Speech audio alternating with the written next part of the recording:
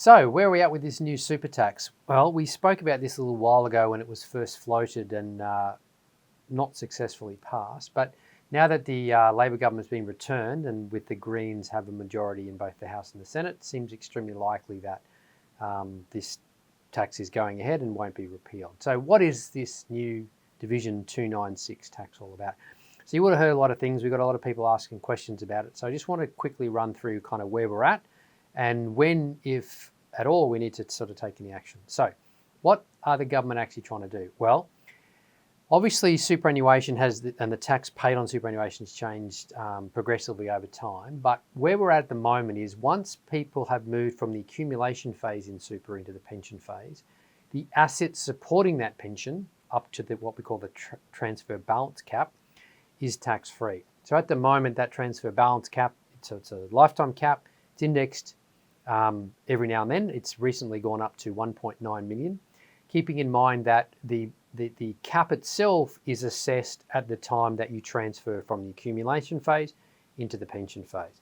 So it started at 1.6, then went up to 1.7, it's now 1.9. Will continue to go up every time. It goes up in line with inflation once we hit at least $100,000 sort of increment. So it'll go up to at least 2 million at the next. It went from 1.7 to 1.9 because of the increase in inflation in that period of time meant it jumped more than a single $100,000 increment. So keep in mind that's a sort of once in a lifetime thing, and it's a per person. So either member of a spouse can both access that up to 1.9.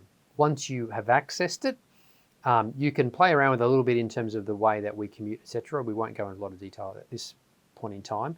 But essentially, if you've got more than that transfer balance cap, so let's say you're just about to retire, you've got $2 million in super, you can transfer 1.9 of that into what we call the pension phase. So that then the earnings on that 1.9 million are going to be entirely tax-free once you're over age 60. And then any amounts pulled out of that is going to be what we call non-assessable, non-exempt. In other words, it doesn't even go into a tax return. So even if you were to earn money in your own name through other investments, or you're still working over age 60, and of course you've met a conditional release and been able to get the pension in the first place, any money you take out is not going to affect tax, and you're not going to pay any tax on it. Okay, now that 1.9, even if it grows to a higher amount in the future, isn't going to be affected by tax in super. Now, going back to this example, we had $2 million. The last 100,000 though is going to have to stay in the accumulation phase. Okay, so what I mean by that, that means the earnings on that, so 5% of your total balance in this particular example, is going to be subject to the 15% tax on earnings inside super. So again, actuary is going to do a calculation each year in the fund and say, oh, okay, well, you've got 5% of the relative capital is taxable and you're going to pay 15% tax on that earnings. What this new proposed tax does is put a hard limit on a total balance of 3 million. Now, one of the problems with this, there's a couple of problems, but one of the main problems with this particular tax is the limit's not indexed. So while many people may be well below that threshold at this point in time, you can see that relatively quickly over time, a lot of people will rapidly reach that limit if they're given 5, 10, sort of 20 years of accumulation and reasonable compounding of returns. Many more people will hit that limit, especially if we have relative imbalance between spouses. So you might, a couple might have $2.5 million between them, but if 2 million's in one name and $500,000 in the other, then that person's going to rapidly hit that $3 million limit. So what does it mean to have this $3 million limit? Well, for most people, it's, again, not going to be something that impacts them in the short term. And the way it's actually calculated is the first calculation will be done at June 30, 2026. So as it stands at the moment, there's no action that anyone needs to take to deal with that. Although there may be steps we need to take in anticipation of that. And for those clients who may be affected by that, we're already looking at those potential actions.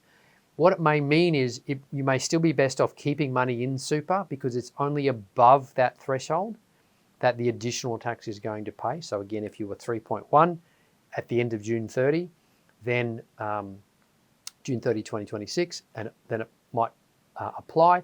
But again, it's only the threshold above the 3 million. So you still may be better off at that point paying the additional 15% tax on that additional threshold earnings than you are trying to cash a significant amount of capital out, because once that money's out into your own name, Now those earnings are going to be assessed at marginal rate, and so you could very quickly get into a position where the tax paid in the future on those earnings is actually more than you would have paid had you kept that tax inside super.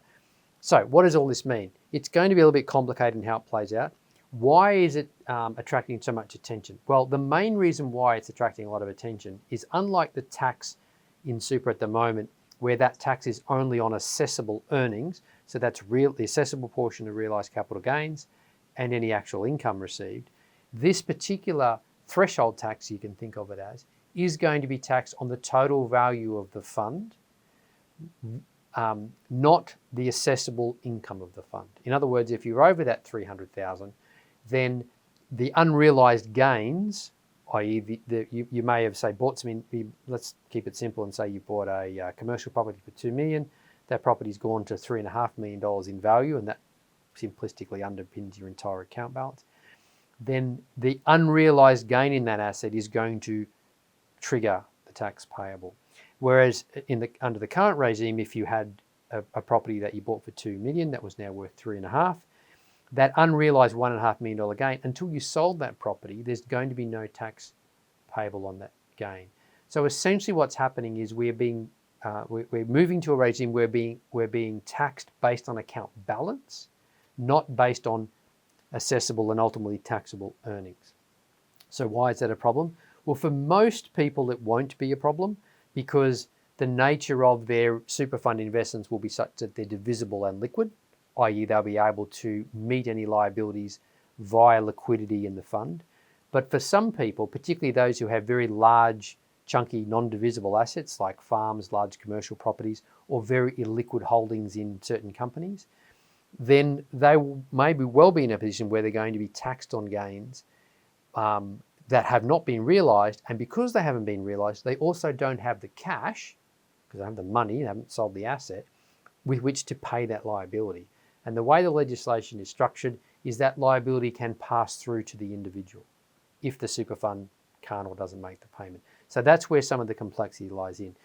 Rest assured, any of our clients remotely in that position will be taking action well in advance. But if you know anybody in that position, it's absolutely imperative they get advice as soon as possible to prepare for that, because there may be a number of ways that can be dealt with.